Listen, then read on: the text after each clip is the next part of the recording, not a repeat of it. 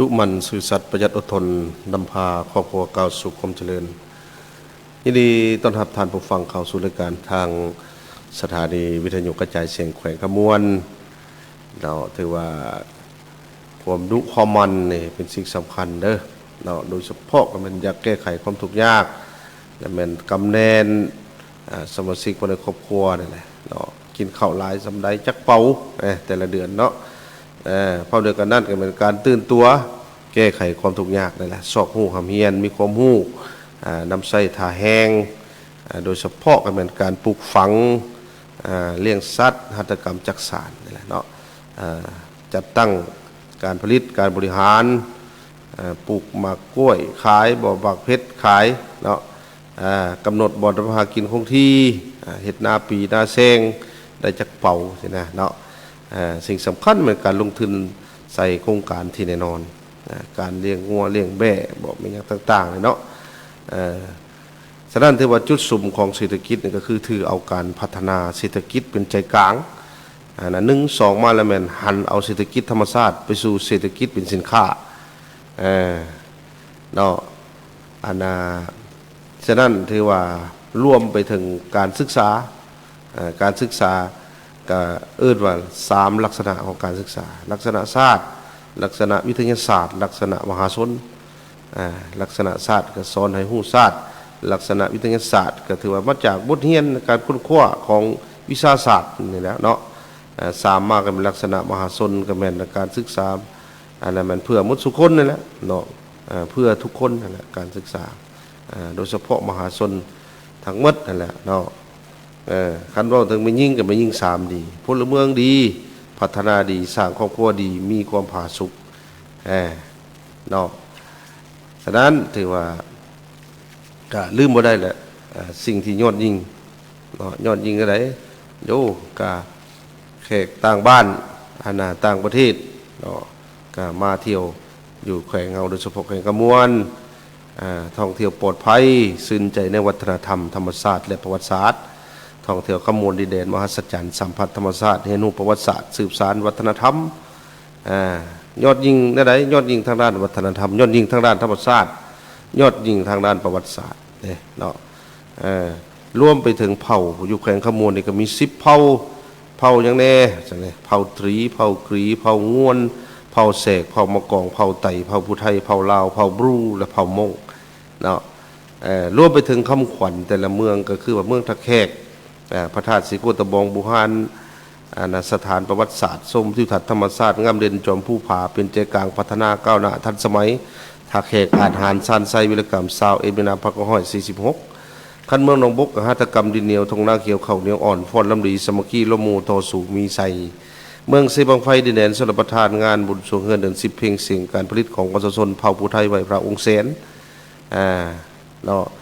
เมืองยมราชงามธรรมชาติทำทรพีตำสินมีเมืองสางแคนกองคุยซอมหาไซลำพื้นบ้านเหล่าไฮวานเก่งไก่ไซสารลามเอียนเสบังไม้ไผ่ใจสาวเมืองยาวโกสายน้ำยมเมืองนากายเมืองภูลานสร้างเมืองอ่างเทือนใสผ่าไม้มัดมีเขียวกระจีดงนาสัตว์ป่าดนพันธุ์ป่าเปกสัญลักษณ์ห้อยพิทักษ์เป็นสลาดค่ายองค์อาจอนุเจ้าทินเก่าพระองค์แสนดินแดนบุญทางบ้างลองทำน้ำเทินหินบุญทานเลยเนาะมาทางไซบัวทองบนกองเข่าใหญ่พาดอกทองวิไลน้ำใสและเราทำวัฒนธรรมบุหารลูกหลานเผ่าผู้ไทยมาทางเมืองหินบุญโบกัวพ้นติ้วดินแดนประวัติศาสตร์ไว้พระธาตุหัวนาบูชาพระองค์แสนเขตเดนโสยางพลางามพ่อนเผาย่อผู้หินปูนหินน้ำนอส้มน้ำออกบอกคุณแข่ลองตัดคนแก้วขุนกองแรงอันนี้เมืองคุณคำดินแดนธรรมศาสตร์น้ำตกตาดน้ำสนามงามมหัศจรรย์ธรรมของรออุทยานหินน้ำนอผู้ผามานพลังงานไฟฟ้าเทินหินบูนเพิ่มพูนกสิกรรมเป็นสินค้าวัดกระตึบบานาทำภาสร้างเก่าแก่บ่อแห่มังมีอันนี้เนาะแล้วก็เมืองมหาไซงามผู้ผาป่าไม้เสบังไฟคือสายใจต้นกำเนิดเสียงรับมหาไซติบเขาใหญ่ไม่แท้บุหารเก่าแก่วัดองค์แสนเขตแคว้นวัฒนธรรม3เผ่าเนาะแล้วก็พร้อมด้วยกันนั้นเมืองบุรพาเนาะมีคำขวัญว่าบุรพาดินแดนวิรชนทุกคนเป็นเจ้าเต้าโฮมความสามัคคีแน่นหนาผู้ผาธรรมชาติอุดมสมบูรณ์เพิ่มพูนพัฒนาพักนำพาประสาทเจริญสุขเนาะนั่นคือเมืองบุรพาเด้ฉะนั้นถือว่า มื้อนี้ก็มีบรรยากาศเสียงเพลงสิ่งที่น่าสนใจจากทางรายการหรือว่าสปอร์ตจากทางรายการนี่แหละเนาะนำมาเว้าสู่รายการท่านฟังโดยเฉพาะก็แม่นเกี่ยวกับการต้านการฆ่ามนุษย์แล้วก็พร้อมนั้นก็แม่นมีสิ่งดีๆน่าสนใจมื้อนี้จะนำเสนอให้ท่านผู้ฟังเนาะได้ฮู้เกี่ยวกับผลกระทบของการฆ่ามนุษย์เนาะผลกระทบของการฆ่ามนุษย์นี่ถือว่าอยู่ในมาตรา13ผลกระทบของการฆ่ามนุษย์นี่มีผลกระทบต่อผู้ถือเคราะห์ให้นั่นแหละเนาะ1แล้วแม่นผลกระทบต่อร่างกาย2แล้วแม่นผลกระทบต่อจิตใจ3มาแล้วแม่นผลกระทบทางเพศ4ผลกระทบต่อทรัพย์สินหรือเศรษฐกิจ5แล้วแม่นผลกระทบต่อสังคมเนาะฉะนั้นถือว่า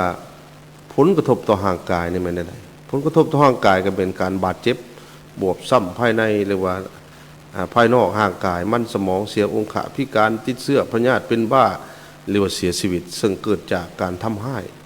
ของการฆ่ามนุษย์นั้นผลกระทบต่อจิตใจก็คือว่าผลกระทบต่อจิตใจในการเปลี่ยนแปลงด้านอารมณ์เช่นว่ากังวลหงุดหงิดใจห้ายแข็งกระด้างโมโหซึมเศร้าระแวงสงสัยย่านกลัวเห็นภาพหลอกหลอนควบคุมตัวเองบ่ได้มีปัญหาด้านการปรับตัวมีบุคลิกภาพแบบยินยอมหรืออาศัยแต่ผู้อื่นมีปมด้อยติดตัวคิดว่าตนเองบ่คือหมู่ฮู้สึกผิดตนเองบ่ดีตนเองบ่มีค่าเนาะบ่เป็นมิตรกับไผมักอยู่คนเดียวแยกตัวออกจากหมู่คู่ถูกปล่อยปะถูกจำแนกจากสังคมอับอายเสียจิตเสียใจเสียเกียรติศักดิ์ศรีมีอารมณ์จิตทางเพศสูญเสียความทรงจำบ่นับถือตนเองมักทำให้ตนเองอาจนำไปสู่การฆ่าตัวตายซึ่งเกิดจากการกระทำของการฆ่ามนุษย์นี่แหละเนาะผลกระทบทางเพศผลกระทบทางเพศก็แม่นอวัยวะสืบพันธุ์ถูกทำลายมีความเสี่ยงสูงต่อการติดเชื้อพยาธิติดต่อทางเพศสัมพันธ์เป็นต้นก็แม่น HIV ว่าได้ตับถือพาโดยบ่ตั้งใจและบ่ปลอดภัยมีพฤติกรรมทางเพศที่บ่เหมาะสมการเจริญเติบโตทางร่างกายและเพศผิดปกติซึ่งเกิดจากการทำให้ของการฆ่ามนุษย์อันนั้นเป็นผลกระทบทางเพศผลกระทบต่อทรัพย์สินหรือเศรษฐกิจก็คือผลกระทบต่อทรัพย์สินเศรษฐกิจก็มันคือความเสียหายนี่แหละต่อทรัพย์สินของผู้ถือครองให้เฮ็ดให้เสียอนาคตเสียโอกาสในการสร้างรายได้หรือว่าผลประโยชน์อื่นๆเป็นต้นการบ่ได้รับค่าแรงงานได้รับค่าแรงงานบ่เหมาะสมกับการออกแรงงานบ่ได้รับสวัสดิการสังคมเฮ็ดให้มีหนี้สินบ่มีอาชีพมั่นคงสูญเสียทรัพย์สินส่วนตัวและครอบครัวเฮ็ดให้ขาดกำลังแรงงานในการพัฒนาเศรษฐกิจของชาติซึ่งเกิดจากการกระทำของการฆ่ามนุษย์และผลกระทบต่อสังคมนี่ก็แม่นปรากฏการณ์ย่อท่อนี่แหละอาชญากรรมที่ทำลายวัฒนธรรมฮิตของประเพณีอดีงามของชาติความสงบความเป็นระเบียบเพียงพอของสังคมซึ่งเกิดจากการกระทำของการฆ่ามนุษย์นั้นเนาะนี่แหละนำเสนอให้ท่านผู้ฟังท่านผู้ชมเนาะได้หาฟังแล้วก็โดยเฉพาะผลกระทบของการฆ่ามนุษย์นี่แหละเนาะเอามาฟังบรรยากาศเสียงเพลงจากทางรายการซะก่อน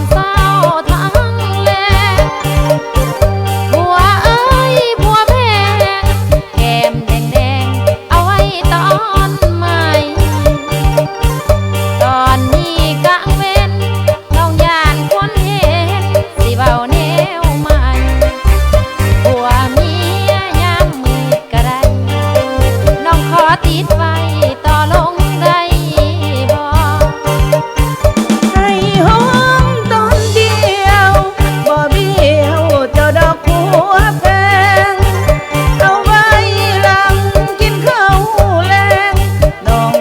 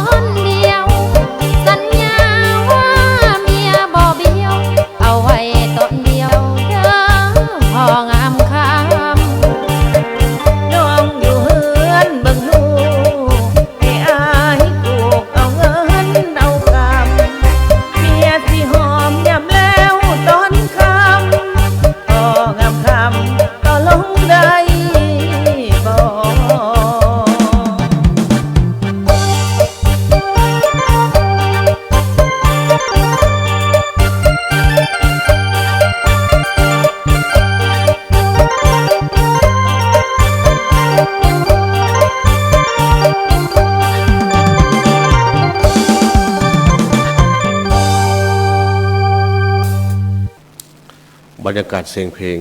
เนาะพร้อมด้วยสิ่งที่น่าสนใจผ่านท่านผู้ฟังไปแล้วเนาะโดยเฉพาะก็เป็นผู้ที่ให้การสนับสนุนเนาะกับรายการน้องฟ้าท่อนให้น้องให้เท่าฟ้าเนาะบ่มีเงินก้อนก็ท่อนได้น้องฟ้าให้อัตราดอกเบี้ยสูงพิเศษเท่าฟ้าเอิ้นว่าเลือกเงินฝากประจำสะสมหับดอกเบี้ยรายเดือนเงินทอนที่ปลอดภัยสะดวกสบายรุ่นโชคทุกครั้งที่ฝากเงินเขาเนาะอย่าลืมธนาคารห่วงพัฒนามหาชน GDB อัตราดอกเบี้ยน้องฟ้าทอนให้คุณลักษณะการรุ่นรางวัลและเงื่อนไขนี่ขึ้นใดเนาะอัตราดอกเบี้ยน้องฟ้าทอนให้นี่คือสกุลเงินนี่ก็มีเงินกีบบาทดอลลาร์และหยวนเนาะเงินกีบนี่ระยะ1ปีนะระยะ1ปี7%แล้วก็ระยะ2ปี8%ระยะ3ปี 9% เงินกีบได้คันเงินบาทได้มัน1ปี 4% ระยะ2ปี 4.75% แล้วก็ระยะ3ปี 5.50% เงินดอลลาร์เนาะเงินดอลลาร์ก็1ปีมัน 4%ระยะ2ปีมัน 4.75% แล้วก็3ปี 5.50%เงินหยวนบัดนี้1ปี 3% แล้วก็ระยะ2ปี 4% ระยะ3ปี 5% อันนี้เป็นอัตราดอกเบี้ยเด้อน้องฟ้าทอนให้คุณลักษณะคืออะไรคุณลักษณะกับบริการเปิดบัญชีเงินฝากและเฮ็ดธุรกรรมเทิงแอป GDB Yes นี่แหละเนาะแล้วก็หน้าเคาน์เตอร์ GDB ทั่วประเทศเนาะเรียกว่าระยะในการฝาก3ระยะ1ปี2ปี3ปีแล้วแม่น3มาแล้วแม่นดอกเบี้ยโอนเข้าทุกท้ายเดือนโอนเข้าบัญชีน้องฟ้าทอนให้ของลูกค้าเองแหละเนาะ4แล้วเป็นสามารถเสนอกู้สินเชื่อใช้เงินฝากน้องฟ้าหันค้ำประกันเนาะในวงเงินฝากบ่เกิน90สน้อยอันนั้นเป็นคุณลักษณะบัดนี้การลุ้นรางวัลเนาะการลุ้นรางวัลนี่ก็คือ1น่ะเป็นผู้มีสิทธิ์ลุ้นรับรางวัลภายในเดือนมูลค่า24,800,000 กีบหลังจากโครงการ3เดือนบัญชีต้องมีอายุ1เดือนเนาะในระยะ1ปีทำอิฐ2มาแล้วเป็นเงื่อนไขยอดธุรกรรมเนาะ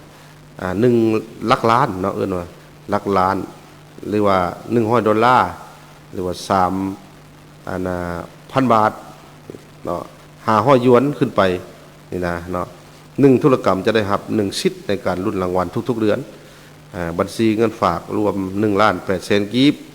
มี6รางวัลรางวัลละ 300,000 กีบ3มาเป็นรางวัลท้ายปีเป็นเอิ้นว่าบัญชีเงินฝากรวม5ล้านกีบมี10รางวัลรางวัลละ 500,000 กีบนะอันนี้เป็นการลุ้นรางวัลเงื่อนไขเนาะเงื่อนไข1เลยมันต้องมีบัญชีเงินฝากประหยัดของธนาคารห่วงพัฒนามหาชน GDB 2มาแล้วเป็นวงเงินเปิดบัญชีเริ่มต้นต่อบัญชีผ่านเคาน์เตอร์นะ200,000 กีบเนาะหรือว่า20ดอลลาร์500 บาทหรือว่า100หยวน3มาแล้วมันวงเงินเปิดบัญชีเริ่มต้นต่อบัญชีนะเนาะผ่านแอป GDB Yes นะเนาะ2ล้านกีบหรือว่า300ดอลลาร์ 10,000 บาทหรือว่า 10,000 หยวน4มาแล้วมันบ่จำกัดวงเงินฝากเข้าบัญชีขั้นต่ำครั้งต่อไปฝากได้หลายครั้งต่อเดือนเนาะ5มาแล้วมันอายุ15 ปีขึ้นไปแล้วก็อายุต่ำกว่า15 ปีสามารถเปิดได้มีผู้ค้ำ6มาแล้วมันสามารถเปิดได้ทุกคนและนิติบุคคลฮะ7มาแล้วมันปิดบัญชีก่อนกำหนดค่าธรรมเนียม100,000หรือว่า15ดอลลาร์500 บาทหรือ100หยวน8มามันปิดบัญชีก่อนกำหนดเกิน3เดือนขึ้นไปรับดอกเบี้ยเงินฝากประหยัดเนาะแล้วก็9มาเวลาปิดบัญชีให้มาปิดที่หน้าเคาน์เตอร์ตามระเบียบของธนาคารห่วงพัฒนานี้เนาะเริ่มแต่มื้อนี้จนถึงวันที่1เดือน8 2018เนาะนั่นนี่มันเกี่ยวกับเอิ้นว่าน้องฟ้าท่อนให้น้องให้เท่าฟ้าได้บัดนี้ธนาคารพัฒนามหาชน GDB นี่แจกโชคใหญ่ภาค3เปิดบัญชีเงินฝากรุ่นโชคกับ GDB รุ่นหับบัญชีเงินฝาก200ล้านกีบทุกๆเดือนเนี่ยรุ่นหับบัญชีเงินฝาก200ล้านกีบทุกๆเดือนรุ่นหับโชคใหญ่บัญชีเงินฝากอีก 1,000 ล้านกีบท้ายปีเนาะรวมมูลค่าทั้งหมดแล้วเป็น 3,000 ล้านกีบเนาะนั่นแต่ว่าเปิดบัญชีเงินฝากประหยัดใหม่ทุกๆสกุลเงินครับเริ่มต้นตั้งแต่พี่แหละเริ่มต้นตั้งแต่100,000กีบ$30 1,000 บาท200หยวนแล้วก็มีเงินหมุนเวียนในบัญชี500,000กีบ$100 3,000 บาทหรือว่า500หยวนเนาะรุ่นหับโชคบัญชีเงินฝาก1 ล้านกีบก็มี30รางวัลต่อครั้งเนาะวันนี้อันนี้เป็นเงินไขรุ่นรางวัลเลยวันนี้เปิดบัญชีฝากประจำระยะ1-5 ปีเริ่มต้นแต่10 ล้านกีบเนาะ$2,000 50,000 บาทหรือว่า 10,000 หยวนขึ้นไปฮะรุ่นหับโชคเอิ้นว่าบัญชีเงินฝาก200ล้านกีบมี1รางวัลสามารถและเป็นโชคใหญ่ท้ายปีเปิดบัญชีเงินฝากประจำระยะ1-5 ปีเริ่มต้นแต่100ล้านกีบเริ่มต้นแต่100ล้านกีบ$10,000 400,000 บาทหรือว่า70,000 หยวนขึ้นไปจะได้รับคูปองรุ่นโชค1ใบเนาะรุ่นรับโชคท้ายปีบัญชีเงินฝาก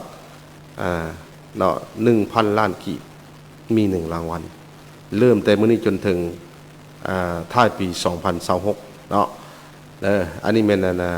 GDB แจกโชคใหญ่ภาค3เปิดบัญชีเงินฝากรุ่นโชคกับ GDB นี่แหละเอามาฝากเว้าสู่ฟังเนาะผู้ใดที่ใช้บริการธนาคารหอมพัฒนามหาชน GDB แขวงขมวนทางขึ้นสถานีวิทยุแขวงขมวนทางไปตลาดหลัก3หรือว่าทางมาตลาดหลัก2เนาะก็อย่าลืมในสำหรับผู้ที่อยากฝากเครื่องไปทางภายในและต่างประเทศเนาะผู้ที่อยากฝากเครื่องไปทางภายในและต่างประเทศก็สามารถไปฝากได้อยู่ทางไปรษณีย์แขวงขมวนได้ไปหาทางเบาอนุสักเพิ่นยินดีต้อนรับทางไปรษณีย์แขวงขมวนเนาะแล้วก็พร้อมเดียวกันนั้นสิเป็นฝากเงินฝากเครื่องนี่สะดวกสบายเนาะไปรษณีย์แขวงขมวนเด้อและพร้อมเดียวกันนั้นก็ในตอนแรงๆเนาะในตอนแรงๆต้นค่ำจะมีอาหารหลากหลายประเภทอยู่ต่อหน้าไปรษณีย์แขวงขมวนเนาะคันว่าไปรษณีย์แขวงขมวนก็ถือว่าเป็นผู้ต่างหน้าในการส่งเงินบ่สินค้าบ่อย่างต่างๆนี่แหละทางภายในและต่างประเทศสะดวกสบายเด้อและพร้อมเดียวกันนั้นก็ยังมีสาขาในแต่ละเมืองสิเป็นเมืองยมราชบ่สิบังไฟบ่สินะเนาะหรือว่าเมืองต่างๆนี่นะเนาะสะดวกสบายเนาะไปหาผู้ที่รับผิดชอบเนาะคันว่าแขวงนี่ก็ว่าทางเบาอนุสักมันยินดีต้อนรับเด้ออย่าลืมเนาะวันนี้บรรยากาศเสียงเพลงก็มอบให้แล้วมีรายการทารฟังบรรสุคนโดยเฉพาะก็เป็นผู้ที่กำลังรับฟังในตอนนี้ทั้งรับฟังและรับชมนี่แหละเนาะกับรายการเบาควันพาเพลินทางวิทยุกระจายเสียงแขวงขมวนนับตั้งแต่ผู้แล้วพงศาลีลำธารบ่อแก้วอุดมไซโลกบางหัวพันเสียงขวางเวียงจันทร์ธัญบุรีกำแพงนครเวียงจันทร์บุรีคำไซขมวนสวรรณเขตสารวันเสกของจุปาสักอัตตปือไซสมบูรณ์ในทั่วประเทศเนาะหรือว่าต่างประเทศทางนครพนมทางอยู่ไสกันแล้วแต่ก็ฟังแล้วก็ชมได้เนาะย่อๆเข้ามาครับทั้งเมืองทักแขกเฮาทักแขกน้องบกเสบังไฟมหาไซยมราชนักกายไซบัวทองหินบุญบุรพาคุณคำใช่นะก็มอบให้คือเก่าเด้อผู้ที่กำลังรับฟังในตอนนี้เนาะโยคันว่ามาทั้งได้เบาซะเลยมอบบรรยากาศเสียงเพลงมาได้ทางใดทางนั้นมีรายการทัดฟังทางบ้านนั้นนาเกาะทางพลงามนาเงียวนาไก่เขี่ยพลสิทานาญาวายและทางพี่เนาะทางเก่งยางน้ำโดนพลสูงหน้าตาดบ้านเวิร์นบ้านม่วงกกต้องสงมนาหนองแก้วโพสีกกให้โดนหน้าเมืองหัวดังลี่จอมแก้วจอมเพชรจอมทองจอมแจ้งน้องบัวคำสันติสุขสวรรค์ปากดงแล้วเนาะพลพิมพ์หน้าบวกพงศรีหน้าโดนบ้านม่วงพลเนียน้อยพลเนียใหญ่แหละทางงานนามาลาดยางโกมหน้ากลุ่มดงเกษตรคำบุญหน้าบ่อเชียงเล นาสะอาดโคกสร้างน้องหางนากลางพ้นไซดงไต้นาดินจีทางงามทาเดือดนมาลัยย่างงามทางงันพี่แหละมงซุมน้องพื้นน้องเมียงแล้วเนาะปักสิมังเหล่าโพคำเหล่าโพไซทะเขกไต้ทะเขกกลางทะเขกเหนือดนขึ้นสร้างสมสนุกสมสะอาดพ้นสะอาดสีวิไลนัสโทมาทางพี่ละได้บาดได้เนาะทาแค่บ้านดงบ้านตาลบ้านธรรมนาซีบ้านดอยบ้านทอกนายอพลสว่างกระบุดเสียงเวนนะบ้านพีนมาทางพี่ก็ได้ทางฟาร์มไก่เกือตักเนาะทางฐานอพึงนะทางพี่ก็ได้เนาะโอ้ยฟังอยู่ได้เปล่าเอ้ยนี่ มาทั้งมหาไซเนี่ยทั้งพี่ทั้งกวนหลวงเนาะทั้งบ้านกวนหลวงทั้งอันพี่ได้ทั้งผานางผาจุงข้องแก้งสว่างพูนสะอาดหน้ากอกละเก็ดละเก้าทั้งพูนคำนาเสปากซองบ้านเตนนาดีพูนไหลกวนกล้วยบ้านเรานาดูนาคำบ้านเวิร์นนาฮีบ้านดั้งสมสนุกผาคิวกะวะนาเกียวได้นาเคนอาจารย์ผาเคนคำแผลงพูนนาดีบ้านซองโดนแดงคำเพดงนางิ้วนาทอนคำเฟืองคำไปหน้าคำไปใหญ่บ้านใหม่นามาลาแล้วแต่ทางพี่ก็ได้ดอนทุ่งดอนดงแหละปานน้ำน้าหมักบ้านน้าสะทุกน้ากระทางน่าจะลุ่มพูนไส้กวนตันหน้าปวกหน้าตะพอยพูนเล็กสั่งพอกบ้านมันพูนเมืองเลยทางถงกว้างให้เหนือกาวากหน้าผาแก้วดงหมักไฟมหาไซโพวาหน้าทานบ้านแตงหน้าผาเด่งเนาะทางพี่ทางมหาไซเขาดิน้องบกเขาในได้บ่าวเอ้ยเส้นทางน้องบกคำดินดำน้ำซุ่มเขาในหัตถกรรมดินเหนียวทงหน้าเขียวเขาเหนียวอ่อนพลลำดีสมัคคีละมูต่อสู่มีไซได้ทางหนองบกทางปงกิ้วเล่าหน้าได้ทางพี่เนาะหน้าจำปาหน้าหูนโนนศิลาโนนจิกโนนตูมหน้าคำโนนเตะดงบุญพูนแพงดงขวางกุดจับสองเมืองเสียงหวางน้ำผุบึงสารแหละตานทึงโคกนาสว่างหน้าว่างหนองลีหนองหล่มด่านปากซีศอกเบาะหนองโดนดงกระสินดอนเขียวน้ำมันป่าเนาะทั้งดงยางหนองผำหนองบกหนองสะพังทางพี่มอบให้เบิดสุขุสุคนแหละทั้งเมืองหนองบกเฮาเนาะลามมาทั้งเซบังไฟพี่ในบ้านเนี่ยสัตว์มาใส่ทั้งขัวซีดงบักบ้าหาดเพกเวินสนันซีน้อยทาสิดาหน้าทานหน้าซอยดังทาหาดคำเฮียงนาคอมทงทั้งโคกแก่งแคนบ้านสังหนองพังพี่มาทางหันนาบึงหวยล่างมือบ้านน้อยกุกต้องบ้านสอมทำลายเก่งเปเนาะทาหาดกะวะศอกบอแล้วก็ทั้งกันโคกขีบินโคกสว่างบ้านทับปุงแดงโน่นกระเตะวังเดือนหาเวิ้นคำเขียวบึงหัวหน้าหนองบอลด่างทาบอกทางผีมอบให้คือเก่าหักไปกันคือเก่าแหละทั้งไส้บัวทองกองเขาใหญ่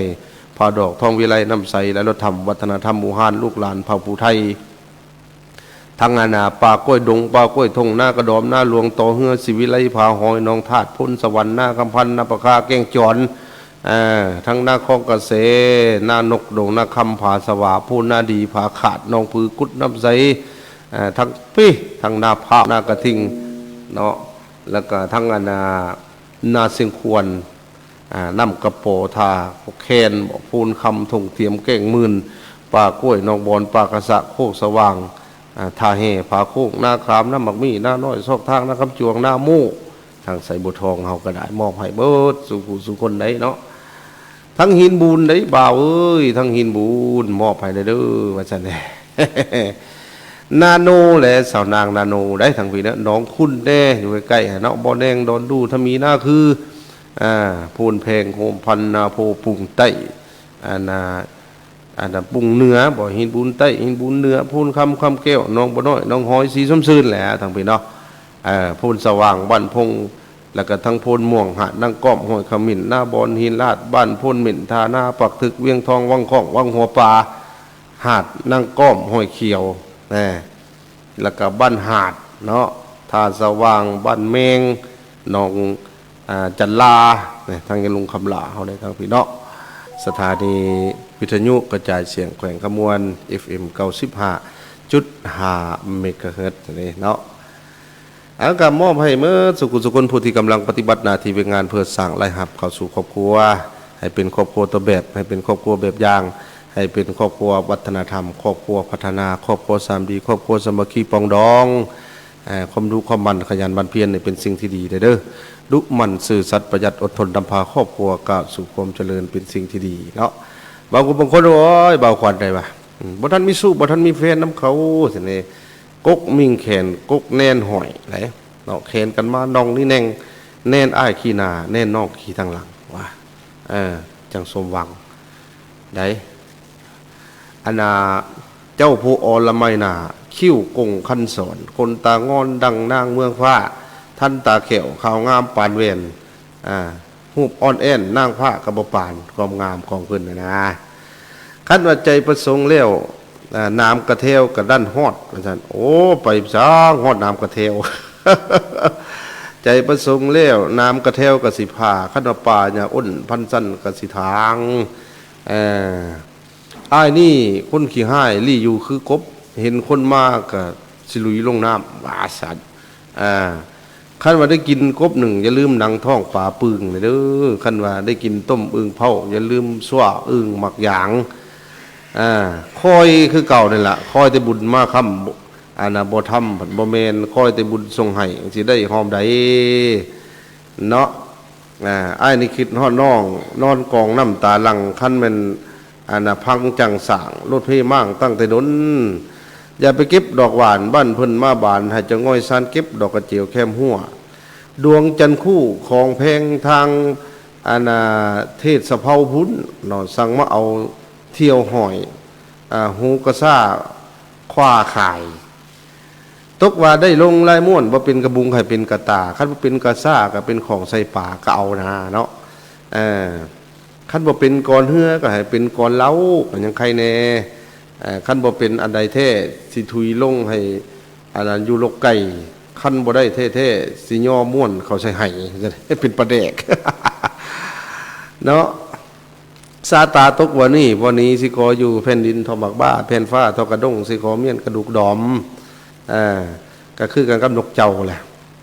นกเจ้าหลังเรียบหลังเข้มสะเห็นปลามาปัญญากินแดนดี้นกเต้นเต้บัดตนลุมกินก้อนนกเจ้าหลังเงียนหนาเบิ่งได้นี่ทั้งหลายเพิ่นเมาเหล้าเมาโซดาจนนี่เย็นเนาะอ้ายเดี๋ยวมันเมาน้ำแต่เจ้าปานเอาอูดกระเตนี่ เจ้าผู้คิงกลมสวยมันสวยงามปานเซียนให้อ้ายเดดันดินกินเข่ากับบลงเห็นความงามเนาะลมกับบพัดมาเน่เจ้าผู้เพพื้นกว้างปูปลาปูมาให้อ้ายนั่งเดเนาะเป็นสังมาเฮ็ดอ่อนสอมเพลงไว้นั่งผู้เดียวบ่ลมผัดต้องใบไผ่ให้เหลียวแลลมผัดต้องใบเกให้เหลียวลำลมผัดต้องใบเผาให้ตาวมาได้เนาะขันว่าหน้าให้หลงประสงค์หาแต่กล้าอ่อนกล้าแก่มีบ่แพ้หน้าให้หลงผัดบ่ประสงค์บัดนี้เพราะว่าอันนั้นน้องสังปะอันนั้นพี่ไว้แกมมูกาน้องสังปะพี่ไว้กลางหน้าแกมมูแห้งสังมาปะไอ้ไว้กลางแก้งแค่สิกินได้ว่าซั่น ยันแต่ค่อยมักลีให้ปักตูสวนบ่อัดหี่แล้วเนาะมีแต่แมงมีให้แนวอื่นนั่นผัดบ่หำเพิงเพราะว่าบัดนี้ย่านบัดนี้ย่านยังสัจจะพวกยิ่งนี่ก็คือกวยกระตาห่างทิ่มใส่น้ำไปไหลเข้าสู่ตาสัจจะผู้ชายนี่ก็คือหินนักหมื่นทิ่มใส่น้ำจมปิ้งบ่ฟูได้ ทางสินเก่าอย่าได้กวดน้ำปกอย่าได้เที่ยวทางหกป่าดงเสือให้อย่าได้เรือเตะต้านโวพ่นเพื่อนว่าบ่เป็นประโยชน์นี่พี่ให้สิเล่นต่ำเลยเนาะบอกไปให้เพราะว่าเจ็บขาบอกไปหน้าเพราะว่าเจ็บท้องบอกเข้าห้องผัดก้องแก้งป่าลิงเพราะว่าบอกไปให้ผัดเจ็บขาบอกไปหน้าผัดเจ็บท้องบอกเอาน้องว่าเจ็บหัวบอกเอาผัวผัดมือใดเนาะเพราะว่าอีก ไว้ท่านยาสุติเถียนเบาพักกระเดาคมคืนได้ปัดว่าพ่อลาบค่อยมันจะได้โอหาปัจจุบันย่องว่าดีอย่าเฝ้าไล่เสียถิ่มพักกระโดนทวนเก่าบาดว่าได้ลาบก้อยยังจะได้เอาถึงได้เนาะตกว่าได้จับคันโซ่ลงหนองสะสาดสิฟาดไห้แห้งเอาปลาต้มใส่ง่ายเลยแล้วตกว่าได้กำข้อแก้วบวางว่างให้เหล่าเฮียได้ตกว่าได้กำข้อกระทั่งบ่ว่างให้เคียขี้ตุ่มตกกระเทินว่าค่อยได้เจ้าเข้าอยู่เล่าบ่ให้ตักลัวเลยพื้นกับบ่ให้ไปตรงกว้างซาลี่เข้าห้องเดียวกับบ่ให้เกี่ยวสิให้คดอ้อมป้อมซ่อมถ่าแต่แต่งตู่เด้อเนาะตกกระเทินว่าได้ปั๊มสิน้ำฮ้อนมัดสุงาผ้าบานคอนบ่ปี้จำป้องสีบ่เศร้าเด้อแต่ว่าคันว่าได้กิน กะปิแล้วอย่าลืมคุณปลาแดกล่างเถื่อเฮาแตกหมุนมั่งยังสิได้สวยกินอันนี้เนาะคันว่าได้ขี่สร้างก็กั้งห่มเป็นพญาก็จะลืมเศร้าหน้าผู้ขี่ค่อยคนกล้าคันเราไปทางหน้าให้หลังขึ้นเก่าคันมนุษย์ทุเท่าเศร้าทอนยาสูไปเนาะกันไว้ดีกว่าแก้ให้ไว้ดีกว่ารั่วเอาผัวเอาเมียดีกว่าอยู่เปียวว่าซั่นคันว่าสาวอื่นเป็นเข่าเคี้ยวคือเท่ากับโบเกี้ยวแล้วคันว่าน้องเป็นเข่าก้าเกมหยาก็สิคอยเล่มคันว่าเล่มบ่ได้สิหาแนวมาฮอนคันฮอนบ่ได้สินอนกิ้งเกือกเอา นกเขาตู้ภาคคู่ก็ยังขันกาวาวอนภาคคนก็ยังห้องคันว่าน้องภาคอ้ายครอบเดียวผัดบ่อื่นสั่งคันบ่อื่นสั่งใกล้กับบ่อื่นสั่งไกลกับใครแน่เนาะได้มอบให้ได้ข้อมูลความสื่นความสนุกสนานสำราญจิตสำราญใจมอบให้มีรายการท่านผู้ฟังเบิดสุคนนี่แหละผู้ที่กำลังปฏิบัติหน้าที่เวียกงานเพื่อสร้างรายรับเข้าสู่ครอบครัวเด้อบอกว่าอยู่ใกล้อยู่ไกลแหละตั้งแต่พงศาลีลุนทาบ่อแก้วอุดมไซลกบางหัวพันเสียงของสยามบุรีเวียงจันทน์นครหลวงเวียงจันทน์บริคำไซขมวลสวรรณเขตสารวัตรเสกของจำปาสักอัตตปือไซสมบูรณ์ทางพิกรมอบให้เมื่อแล้วทางพงศาลีเปรียบเหมือนสวรรค์สั่งวิมานด่านแดนผู้ดอยดินแดนวิรชนหักคอนพงพันเสื้องามไหลผู้ฟ้าทะเลหลวงหมอกใหญ่เส้นสิมป่าผู้ฟ้าดื่มเหล่าเขียวเอวสถานที่เบื้องหินของประเพณีเอกลักษณ์เผาเสื้อเป็นของต้อนทานผู้ชมทางพงศาลีทางงานเมืองบุญเหนือเมืองขวาพงศาลีเมืองใหม่เมืองสัมพันธ์ยอดอุบุญใต้เลยทางพงศาลีก็ได้เนาะทางหลวงน้ำทากับพี่แล้วหลวงน้ำทาเอกอ่างบันหบใหญ่ลือซาเด่นลายเผาพงศาสมัคคีห่มเต่าเหล่าขาวสาวงามล่ำหน้าเมืองดอกบันป่ายางพระราชกล้องบ่อให้พร้อมทรัพย์สินลือดินขีดกันฆ่าบ่ตินเด่นงามทำงามเวียงผู้พาป่าสงวนน้ำหาวิมานมีงานบูชาไหวปางบุญพระธาตุใหญ่ใจกลางทักพระพืชอันสิ้นกว้างสู่จีนนะทั้งแขวงหลวงน้ำทาก็ดีทั้งบ่อแก้วกับพี่แล้วบ่อแก้วมีลำคาสมปาดอกยิ่งบานเทศกาลบดาเผาเทียมเมืองเก่าส่วนอาคมคำทำพระบาทดำยู่อู้สาวยวนส่วนไหวพระธาตุพาคำห่วมทำบุญวัดจอมเขามุนีหลักเพื่อคันแน่นความสมัคคีเลยทั้งแขวงบ่อแก้วก็ดีทั้งอุดมไซผัดพี่แล้วมาเที่ยวอุดมไซใจกลางภาคเหนือดินแดนภูเขาทะเลหมอกดอกไม้ป่างามเนาะดอกไม้ป่าบานงามส้มถ่ำของอ้อมแล้วก็ตาดน้ำกัดดื่มน้ำซาธรรมศาสตร์พันปีขี่เหือท่องเที่ยวแล้วน้ำคลองห่วมฉลองวัฒนธรรมส้นเผาไหวพระเจ้าสิงคำองค์ศักดิ์สิทธิ์สมหพิธภัณฑ์ประวัติศาสตร์ขึ้นผู้ธาตุสมทิวทัศน์เมืองไซไหวพระเจ้าใหญ่ประธานพรในทางแขวงอุดมไซเนาะทั้งหลวงพระบางดินเด่นอริยธรรมวัฒนธรรมเอกอ่างองค์พระบางลือซื่อลำลือเรื่องมารยาทธรรมชาตินาเที่ยวชมงามตัดเสตัดกองซีพระธาตุจอมศรีถ่ำติ่งมิงขวัญมรดกโลกเมืองท่องเที่ยวยอดนิยม6 ปีซ้อนหลวงพระบางเนาะเรื่องอาหารกระลือก้องเจียวบองอ้อลามไข่แผ่นดินเด่นอริยธรรมบุหารตำนานนางสงการก้าวขานลูกหลานปู่เยื่อหย่าเยื่อสถิตวันกล่าวไว้ลืมบ่ได้สัวสิวาทานนี่มาทั้งพี่เหลหัวพันไปแล้วงดงามผู้ผานำมาส่องใส่เวียงใส่ประวัติศาสตร์ผ่าไม้ซ้ำใต้หินตั้งหัวเมืองทินผู้ซ้ำเสาคกเขาน้ำลิ้นแผ่นดินเวลส้นได้ทั้งแขวงหัวพันเนาะอันนั้นทั้งเสียงขวางเขาก็ผู้กูดมีไซไหหินลือน้ำงามสาวเมืองพวนเซินส่วนเถียวส้มดินเด่นเวลส้นโคตรอาหารดีเสียบซ้อยเข้าไก่น้อยเมืองเสียงอันนั้นซื่อเสียงดังก้องของดีนกนั่งเอ็นเมนได้10 วันนี้วันนั้นนี่จื่อบ่ลืมแท้นาเนาะบาดนี้มาทางแขวงสยามบุรีดินแดนยาวสุดหลาด้านหน้าที่แข็งแกร่งแดนภูเขาแหล่งคำเขียวสร้างคำหูผู้ไฟดอกไผ่จันทร์ได้ทางพี่เนาะวัฒนธรรมเผ่าหลายสีสันพลังดันสู่ความมั่งคั่งงามธาตุปวกเมืองครอบพนมนอบพระธาตุเม็ดคำเมืองเงินแสนเพื่อพื้นพระธาตุเสียงลมเมืองเสียงหอนอ่อนซอนบนบังไฟเมืองปากลายผลิตสินค้าหลายเมืองเขียนเท่าน้ำตกตาดมะพร้าวอันนั้นหวานเมืองโบเตนแดนภูเขาสร้างงามอันพิลาทางหงสาทงง่วงเขาคงเมืองเพียง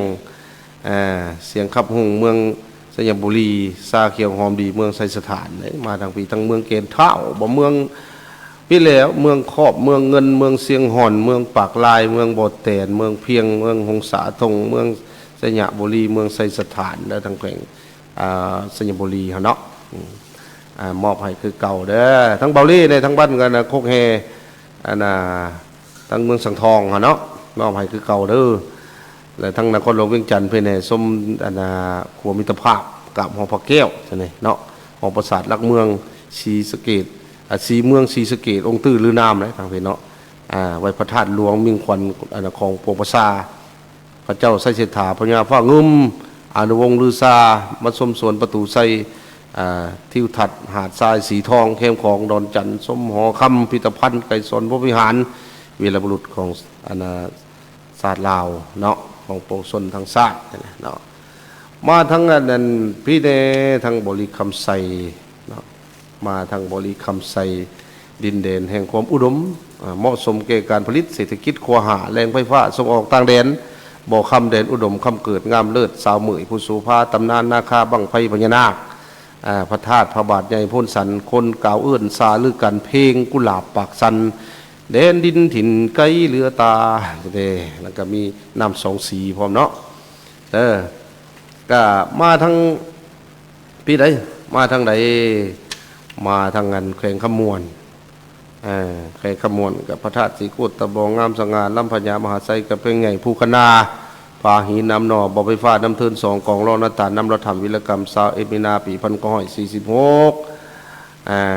เนาะมาเที่ยวเมืองทะเขกหนองบกเสบังไฟหินบุญคุณคำนำมหาไซยมราชไซบัวทองบุรพานักไก่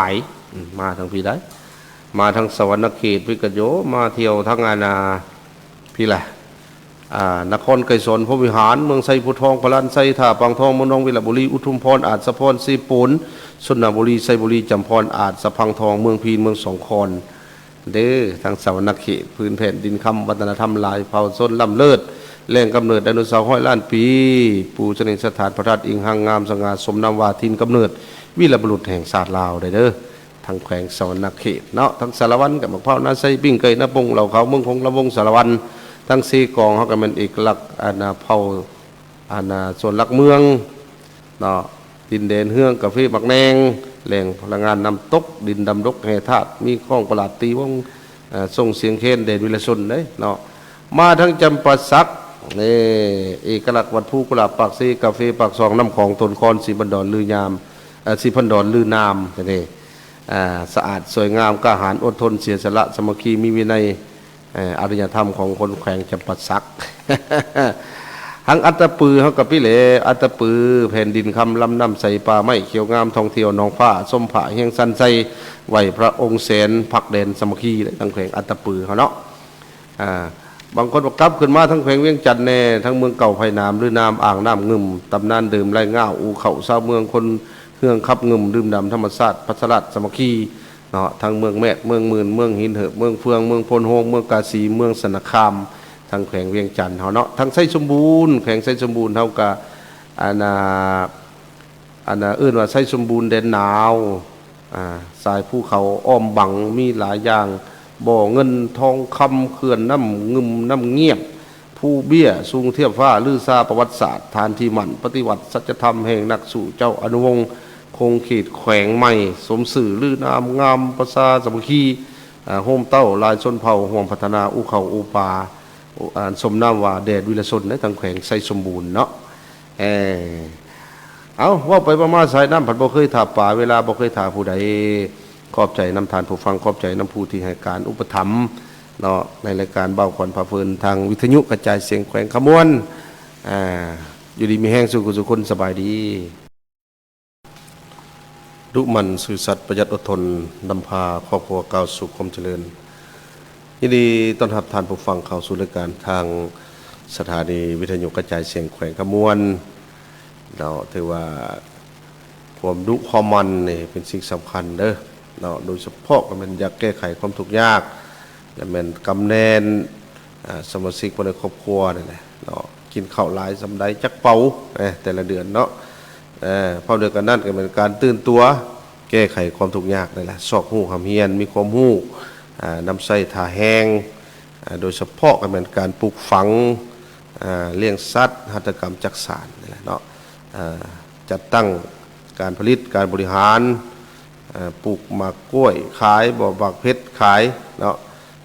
กำหนดบ่อนประภากินคงที่เห็ดนาปีนาแซงได้จักเป่าสินะเนาะสิ่งสำคัญเหมือนการลงทุน ใส่โครงการที่แน่นอนการเลี้ยงงัวเลี้ยงแบะบอกมีอย่างต่างๆเลยเนาะฉะนั้นถือว่าจุดสุมของเศรษฐกิจนี่ก็คือถือเอาการพัฒนาเศรษฐกิจเป็นใจกลางหนึ่งสองมาแล้วแม่นหันเอาเศรษฐกิจธรรมชาติไปสู่เศรษฐกิจเป็นสินค้าเนาะฉะนั้นถือว่ารวมไปถึงการศึกษาก็ว่า3ลักษณะของการศึกษาลักษณะศาสตร์ลักษณะวิทยาศาสตร์ลักษณะมหาชนลักษณะศาสตร์ก็สอนให้รู้ศาสตร์ลักษณะวิทยาศาสตร์ก็ถือว่ามาจากบทเรียนการค้นคว้าของวิชาศาสตร์นี่แหละเนาะ3มาก็เป็นลักษณะมหาชนก็แม่นการศึกษาอันนั้นมันเพื่อมดสุคนนั่นแหละเนาะเพื่อทุกคนนั่นแหละการศึกษาโดยเฉพาะมหาชนทั้งหมดนั่นแหละเนาะ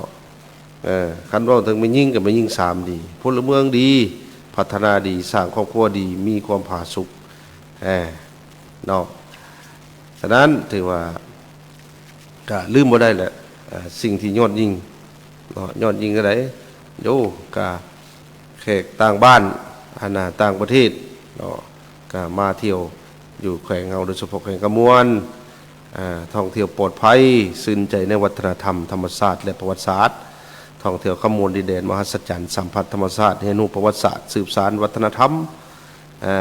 ยอดยิ่งได้ยอดยิ่งทางด้านวัฒนธรรมยอดยิ่งทางด้านธรรมศาสตร์ยอดยิ่งทางด้านประวัติศาสตร์เนาะรวมไปถึงเผ่าอยู่แขวงขมวลนี่ก็มี10เผ่าอย่างแน่จังได๋เผ่าตรีเผ่ากรีเผ่าง่วนเผ่าแสกเผ่ามะกองเผ่าไต่เผ่าผู้ไทยเผ่าลาวเผ่าบรูและเผ่ามงเนาะรวมไปถึงคำขวัญแต่ละเมืองก็คือว่าเมืองตะแคกพระธาตุศรีโคตะบองบุหารสถานประวัติศาสตร์ส้มทิวทัศน์ธรรมศาสตร์งามเด่นจอมผู้ผาเป็นใจกลางพัฒนาก้าวหน้าทันสมัยทาแขกอาหารซานไซวิรกรรมซาวเอ็มนาพักห้อย46คันเมืองหนองบกกับหัตถกรรมดินเหนียวทงนาเขียวเข่าเหนียวอ่อนฟ้อนลำดีสมัคคีละมูต่อสู่มีไซเมืองเซบังไฟดินแดนสลประทานงานบุญสวงเงินเดือน10เพลงเสียงการผลิตของประชาชนเผ่าผู้ไทยไหวพระองค์แสนเนาะเมืองยมราชงามธรรมชาติทำทรพีตำสินมีเมืองสางแคนกองคุยซอมหาไซลำพื้นบ้านเหล่าไฮวานเก่งไก่ไซสารลามเอียนเสบังไม้ไผ่ใจสาวเมืองยาวกว่าสายน้ำยมเมืองนากายเมืองภูลานสร้างเมืองอ่างเทือนใสผ่าไม้มัดมีเขียวกระจีดงนาสัตว์ป่าธนพันธุ์ปลาเปกสัญลักษณ์ห้อยพิทักษ์เป็นสลาดค่ายองค์อาจอนุเจ้าทินเก่าพระองค์แสนดินเด่นบุญทางบ้างลองทำน้ำเทินนินบุญทานเลยเนาะมาทางไซบัวทองพันกองเข่าใหญ่พาดอกทองวิไลน้ำใสและเราทำวัฒนธรรมบุหารลูกหลานพระผู้ไทยมาทางเมืองหินบูนโบกัวพ้นติ้วดินแดนประวัติศาสตร์ไว้พระธาตุหัวนาบูชาพระองค์แสนเขตเดนโซยางพลางามพ่อนเผาย่อผู้หินปูนหินน้ำนอส้มน้ำออกบอกคุณแข่ลองตัดคนแก้วคุณกองเลงอันนี้เมืองคุณคำดินแดนธรรมศาสตร์น้ำตกตาดน้ำสนามงามมหัศจรรย์ธรรมของรออุทยานหินน้ำนอผู้ผามานพลังงานไฟฟ้าเทินหินบูนเพิ่มพูนกสิกรรมเป็นสินค้าวัดกระตึบบานาทำพาสร้างเก่าแก่บ่อแห่มังมีอันนี้เนาะแล้วก็เมืองมหาไซงามผู้ผาป่าไม้เสบังไฟคือสายใจต้นกำเนิดเสียงรับมหาไซติบเขาใหญ่ไม่แท้บุหารเก่าแก่วัดองค์เสนเขตแคว้นวัฒนธรรม3เผ่าเนาะแล้วก็พร้อมด้วยกันนั้นเมืองบุรพาเนาะมีคำขวัญว่าบุรพาดินแดนวิเลศลทุกคนเป็นเจ้าเต้าโฮมความสามัคคีแน่นหนาผู้ผาธรรมชาติอุดมสมบูรณ์เพิ่มพูนพัฒนาพักนำพาประสาทเจริญสุขเนาะนั่นก็คือเมืองบุรพาเด้ฉะนั้นถือว่ามื้อนี้ก็มีบรรยากาศเสียงเพลงสิ่งที่น่าสนใจจากทางรายการหรือว่าสปอร์ต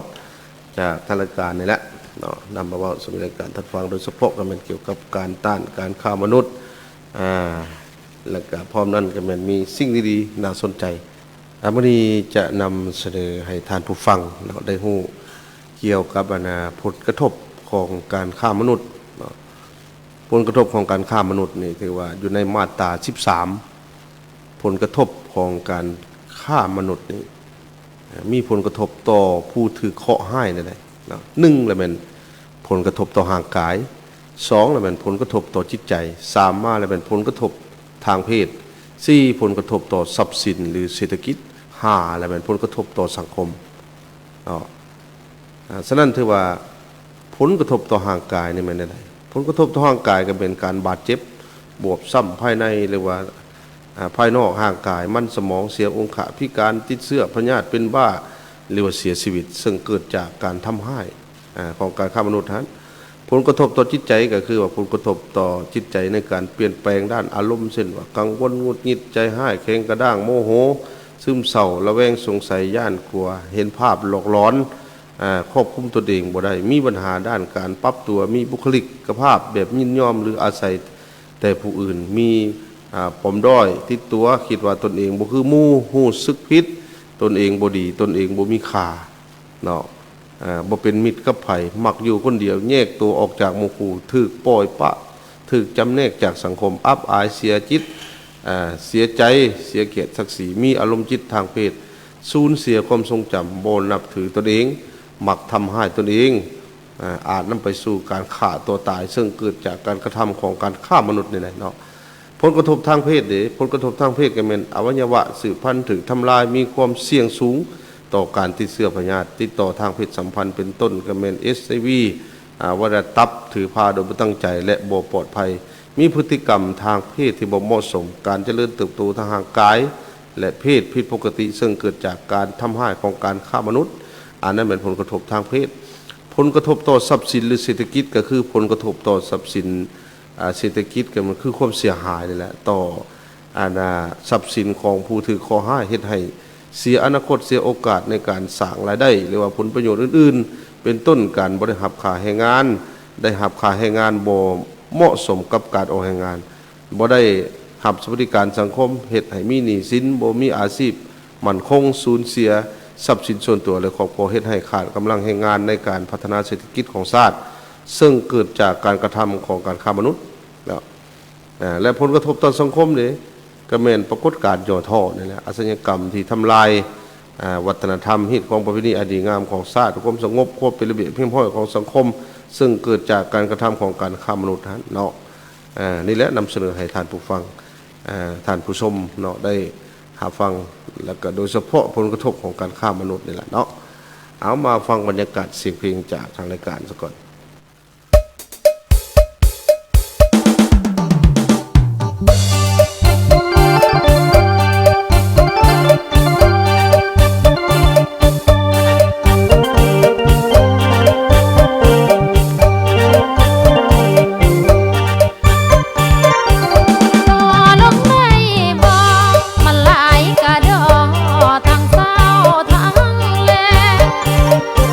ผัวเอ้ยผัวเพ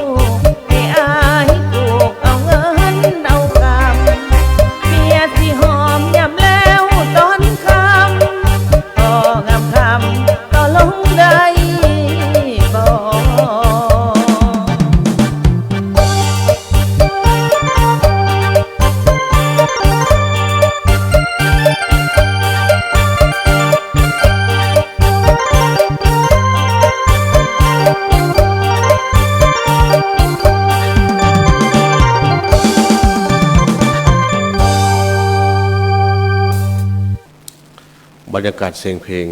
เนาะพร้อมด้วยสิ่งที่น่าสนใจผ่านท่านผู้ฟังไปแล้วเนาะโดยเฉพาะก็เป็นผู้ที่ให้การสนับสนุนเนาะกับรายการน้องฟ้าทอนให้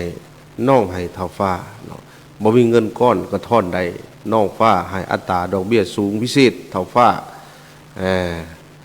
เอิ้นว่าเลือกเงินฝากประจำสะสมหับดอกเบี้ยรายเดือนเงินทอนที่ปลอดภัยสะดวกสบายรุ่นโชคทุกครั้งที่ฝากเงินเขาเนาะอย่าลืมธนาคารร่วมพัฒนามหาชน GDB อัตราดอกเบี้ยน้องฟ้าทอนให้คุณลักษณะการรุ่นรางวัลและเงื่อนไขนี่ขึ้นใดเนาะอัตราดอกเบี้ยน้องฟ้าทอนให้นี่คือสกุลเงินนี่ก็มีเงินกีบบาทดอลลาร์และหยวนเนาะเงินกีบนี่ระยะ1 ปีนะระยะ1 ปี7%แล้วก็ระยะ2 ปี 8% ระยะ3 ปี 9% เงินกีบได้คันเงินบาทได้แม่น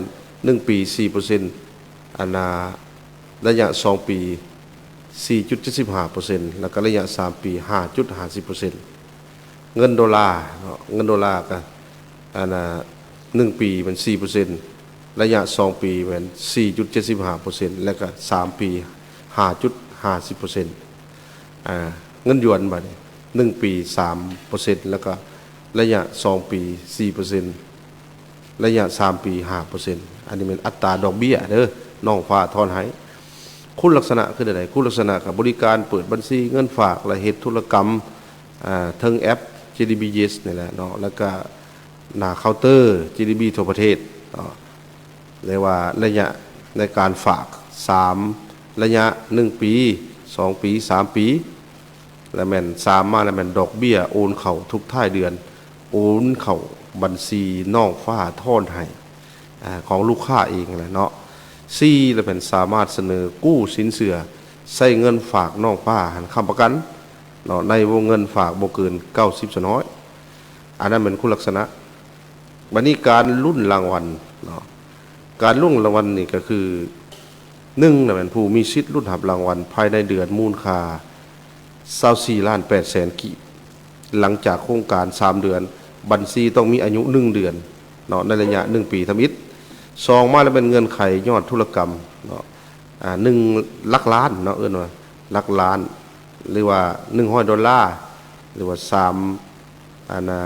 3,000 บาทเนาะ500 หยวนขึ้นไปนี่นะเนาะ1 ธุรกรรมจะได้รับ1 สิทธิ์ในการลุ้นรางวัลทุกๆเดือนบัญชีเงินฝากรวม 1,800,000 กีบมี6 รางวัลรางวัลละ 300,000 กีบ3มาเป็นรางวัลท้ายปีเป็นเอิ้นว่าบัญชีเงินฝากรวม5 ล้านกีบมี10 รางวัลรางวัลละ 500,000 กีบนะอันนี้เป็นการลุ้นรางวัลเงื่อนไขเนาะเงื่อนไข1แล้วมันต้องมีบัญชีเงินฝากประหยัดของธนาคารร่วมพัฒนามหาชน GDB 2มาแล้วมันวงเงินเปิดบัญชีเริ่มต้นต่อบัญชีผ่านเคาน์เตอร์นะ200,000 กีบเนาะหรือว่า20 ดอลลาร์500 บาทหรือว่า100 หยวน3มาแล้วมันวงเงินเปิดบัญชีเริ่มต้นต่อบัญชีนะเนาะผ่านแอป GDB Yes นะเนาะ2 ล้านกีบหรือว่า300 ดอลลาร์ 10,000 บาทหรือว่า10,000 หยวน4มาแล้วมันบ่จำกัดวงเงินฝากเข้าบัญชีขั้นต่ำครั้งต่อไปฝากได้หลายครั้งต่อเดือนเนาะ5มาแล้วมันอายุ15 ปีขึ้นไปแล้วก็อายุต่ำกว่า15 ปีสามารถเปิดได้มีผู้ค้ำ6มาแล้วมันสามารถเปิดได้ทุกคนและนิติบุคคลฮะ7มาแล้วมันปิดบัญชีก่อนกำหนดค่าธรรมเนียม120,000หรือว่า15 ดอลลาร์500 บาทหรือ100 หยวน8มามันปิดบัญชีก่อนกำหนดเกิน3 เดือนขึ้นไปรับดอกเบี้ยเงินฝากประหยัดเนาะแล้วก็9มาเวลาปิดบัญชีให้มาปิดที่หน้าเคาน์เตอร์ตามระเบียบของธนาคารร่วมพัฒนานี้เนาะเริ่มแต่มื้อนี้จนถึงวันที่1 เดือน 8 2018เนาะนั่นนี่มันเกี่ยวกับเอิ้นว่าน้องฟ้าทอนให้น้องให้เท่าฟ้าได้บัดนี้ธนาคารพัฒนามหาชน GDB นี่แจกโชคใหญ่ภาค3เปิดบัญชีเงินฝากรุ่นโชคกับ GDB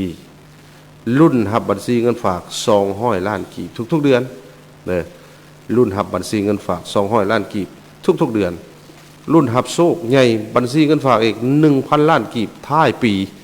เนาะรวมมูลค่าทั้งหมดแล้วเป็น 3,000 ล้านกีบเนาะฉะนั้นแต่ว่าเปิดบัญชีเงินฝากประหยัดใหม่ทุกๆสกุลเงินครับเริ่มต้นตั้งแต่พี่แหละเริ่มต้นตั้งแต่100,000กีบ$30 1,000 บาท200 หยวนแล้วก็มีเงินหมุนเวียนในบัญชี500,000กีบ$100 3,000 บาทหรือว่า500 หยวนเนาะรุ่นหับโชคบัญชีเงินฝาก1 ล้านกีบก็มี30 รางวัลต่อครั้งเนาะป่านนี้อันนี้เป็นเงินไขรุ่นรางวัลเลยวันนี้เปิดบัญชีฝากประจำระยะ1-5 ปีเริ่มต้นแต่10 ล้านกีบเนาะ$2,000 50,000 บาทหรือว่า 10,000 หยวนขึ้นไปฮะรุ่นหับโชคเอิ้นว่าบัญชีเงินฝาก200 ล้านกีบมี1 รางวัลเนาะสามารถแล้วแม่นโชคใหญ่ท้ายปีเปิดบัญชีเงินฝากประจำระยะ1-5 ปีเริ่มต้นแต่100 ล้านกีบเนาะเริ่มต้นแต่100 ล้านกีบ$10,000 400,000 บาทหรือว่า70,000 หยวนขึ้นไปจะได้รับคูปองรุ่นโชค1 ใบเนาะรุ่นรับโชคท้ายปีบัญชีเงินฝากเนาะ 1,000 ล้านกีบ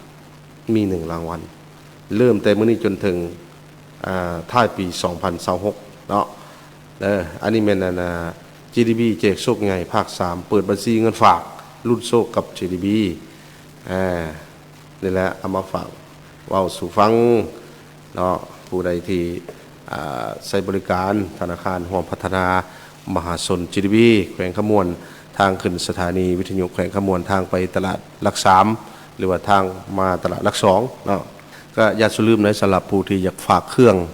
ไปทางภายในและต่างประเทศเนาะผู้ที่อยากฝากเครื่องไปทางภายในและต่างประเทศก็สามารถไปฝากได้อยู่ทางไปรษณีย์แขวงขมวนได้ไปหาทางเบาอนุสักเพิ่นยินดีต้อนรับทางไปรษณีย์แขวงขมวนเนาะแล้วก็พร้อมเดียวกันนั้นสิเป็นฝากเงินฝากเครื่องนี่สะดวกสบายเนาะไปรษณีย์แขวงขมวนเด้อและพร้อมเดียวกันนั้นก็ในตอนแรงๆเนาะในตอนแรงๆตอนค่ำจะมีอาหารหลากหลายประเภทอยู่ต่อหน้าไปรษณีย์แขวงขมวนเนาะคันว่าไปรษณีย์แขวงขมวนก็ถือว่าเป็นผู้ต่างหน้าในการส่งเงินบ่สินค้าบ่อย่างต่างๆนี่แหละทางภายในและต่างประเทศสะดวกสบายเด้อและพร้อมด้วยกันนั้นก็ยังมีสาขาในแต่ละเมืองสิเป็นเมืองยมราชบ่สิบังไฟบ่สินะเนาะหรือว่าเมืองต่างๆนี่นะเนาะสะดวกสบายเนาะไปหาผู้ที่รับผิดชอบเนาะคันว่าแขวงนี่ก็ว่าทางเบาอนุสักษ์มันยินดีต้อนรับเด้ออย่าลืมเนาะวันนี้บรรยากาศเสียงเพลงก็มอบให้แล้วมีรายการทรุฟังบรรสุคนโดยเฉพาะก็เป็นผู้ที่กำลังรับฟังในตอนนี้ทั้งรับฟังและรับชมนี่แหละเนาะกับรายการเบาควันพาเพลินทางวิทยุกระจายเสียงแขวงขมวนนับตั้งแต่ผู้แล้วพงศาลีลำธารบ่อแก้วอุดมไซแล้วก็บางหัวพันเสียงขวางเวียงจันทร์ธัญบุรีกำแพงนครเวียงจันทร์บุรีคำไซขมวนสวรรณเขตสารวันเสกของจุปาสักอัตตปือไซสมบูรณ์ในทั่วประเทศเนาะหรือว่าต่างประเทศทางนครพนมทางอยู่ไสกันแล้วแต่ก็ฟังแล้วก็ชมได้เนาะย่อๆเข้ามาครับถ้าเมื่อทักแขกเฮาทักแขกน้องบกสิบังไฟมหาไซยมราชนักกายไซบัวทองหินบุญบุรพาคุณคำใช่นะก็มอบให้คือเก่าเด้อผู้ที่กำลังหับฟังอยู่ในตอนนี้เนาะโยคันว่ามาทั้งได้เบาซะเลยมอบบรรยากาศเสียงเพลงมาได้ทางใดทางนั้นมีรายการทัดฟังทางบ้านนั้นนากอกทางพลงามนางเงียวนาไก่เขี่ยพลสิทานาญาวายและทางพี่เนาะทางเก่งยางน้ำดูนพลสูงหน้าตาดบ้านเวิร์นบ้านม่วงกกต้องสงมหน้าน้องแก้วโพสีกุกให้โดนหน้าเมืองหัวดังลี่จอมแก้วจอมเพชรจอมทองจอมแจ้งน้องบัวคำสันติสุขสวรรค์ปากดงแล้วเนาะพลพิมพ์หน้าบวกกรุงศรีหน้าดูนบ้านม่วงพลเนียน้อยพลเนียใหญ่แหละทางงานนามาราชยางกลมหน้ากลุ่มดงเกษตรคำบุญหน้าบ่อเชียงเล นาสะอาดโคกสร้างน้องหางนากลางพ้นไซดงใต้นาดินจีทางงามทาเดือดนมาลัยย่างงามทางงันพี่แหละมงซุ้มน้องพื้น้องเมียงแล้วเนาะปักสิมังเหล่าโพคำเหล่าโพไซตะเขกใต้ตะเขกกลางตะเขกเหนือดนขึ้นสร้างสมสนุกสมสะอาดพ้นสะอาดสีวิไลนัสโทมาทางพีละได้บาทเนาะท่าแค่บ้านดงบ้านตาลบ้านถ้ำนาซีบ้านดอยบ้านทอกนายอพูนสว่างกระบุดเสียงเวนนะบ้านพีนมาทางพีละทางฟาร์มไก่เกือตักเนาะทางฐานอพึงนะทางพีก็ได้เนาะโอ้ยฟังอยู่ได้เปล่าเลยนี่มาทั้งมหาไซเนี่ยทั้งพี่ทั้งกวนหลวงเนาะทั้งบ้านกวนหลวงทั้งนั้นพี่ได้ทั้งผานางผาจุงข้องเก่งสว่างพูนสะอาดหน้ากอกละเก็ดละเก้าทั้งพูนคำนาเสปากซองบ้านเตนนาดีพูนไหลกวนกล้วยบ้านเรานาดูนาคำบ้านเวิร์นาฮีบ้านดั้งสมสนุกผาคิวกะวะนาเกียวได้นาเคนอาจารย์ผาเคนคำแผลงพูนนาดีบ้านซองโดนแดงคำเพดงนางิ้วนาทอนคำเฟืองคำไปหน้าคำไปใหญ่บ้านใหม่นามาลาแล้วแต่ทางพี่ก็ได้ดอนทงดอนดงแหละปานน้ำน้าหมักบ้านน้าสะทุกน้ากระทั่งน่าจะลุ่มพูนไส้กวดตันหน้าปวกหน้าตะพอย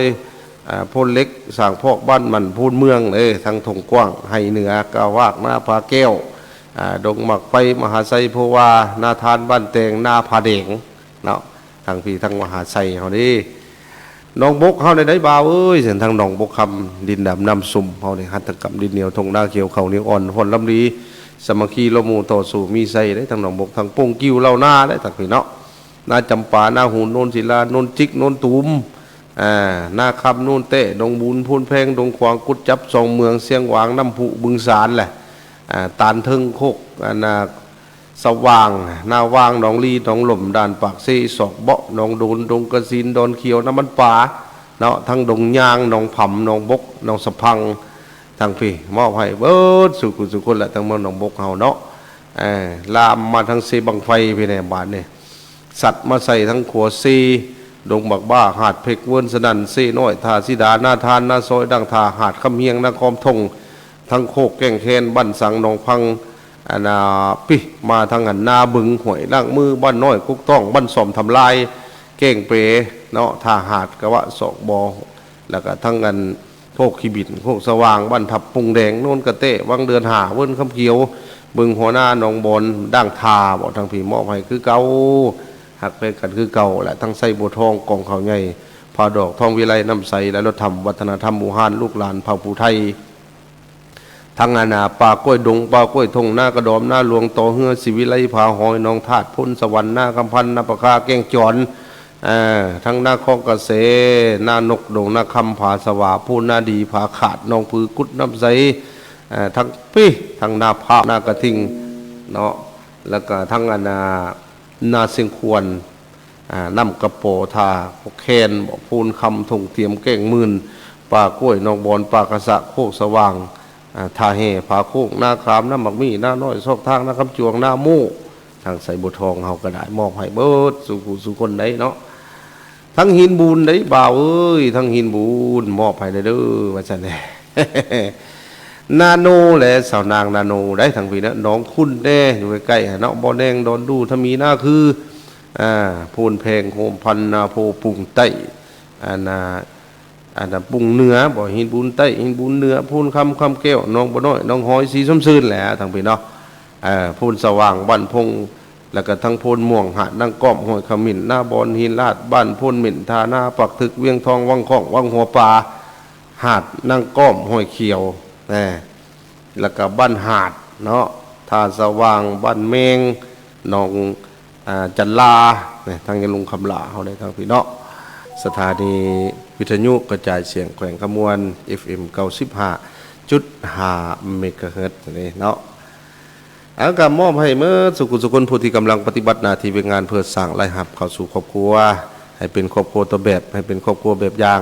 ให้เป็นครอบครัววัฒนธรรมครอบครัวพัฒนาครอบครัวสามดีครอบครัวสามัคคีปองดองความรู้ความมันขยันหมั่นเพียรเป็นสิ่งที่ดีเด้อดุมันซื่อสัตย์ประหยัดอดทนนำพาครอบครัวก้าวสู่ความเจริญเป็นสิ่งที่ดีเนาะบางคนโอ้ยเบาควันได้ป่ะบ่ทันมีสู้บ่ทันมีแฟนน้ำเขาสิเนี่ยกกมิ่งแขนกกแน่นหอยไหนเนาะแขนกันมาน้องนี่แน่งแน่นอ้ายขี้นาแน่นนอกขี้ทางหลังว่าจังสมหวังได้ อันนาเจ้าผู้อรไมนาคิ้วกงคันสอนคนตางอนดังนางเมืองฟ้าท่านตาเขียวขาวงามปานเวียนหูปอ่อนแอนนางผ้ากระบปานความงามของเพิ่นนะขั้นว่าใจประสงค์เลี้ยวน้ำกระเทวกระดั้นฮอดอาจารย์โอ้ไปจ้างฮอดน้ำกระเทว ใจประสงค์เลี้ยวน้ำกระเทวกระสิผาขั้นว่าป่าเนี่ยอ้นพันสั้นกระสิทางอ้ายนี่คนขี้ห้ายลี่อยู่คือกบเห็นคนมากก็สิลุยลงน้ำบาสัตว์ขั้นว่าได้กินกบหนึ่งอย่าลืมหนังท้องป่าปึงเลยเด้อขั้นว่าได้กินต้มอึ่งเผาอย่าลืมสั่วอึ่งหมักหยางคอยคือเก่านั่นแหละคอยแต่บุญมาคำบ่ทำผัดบ่เมนคอยแต่บุญทรงให้สิได้หอมใดเนาะ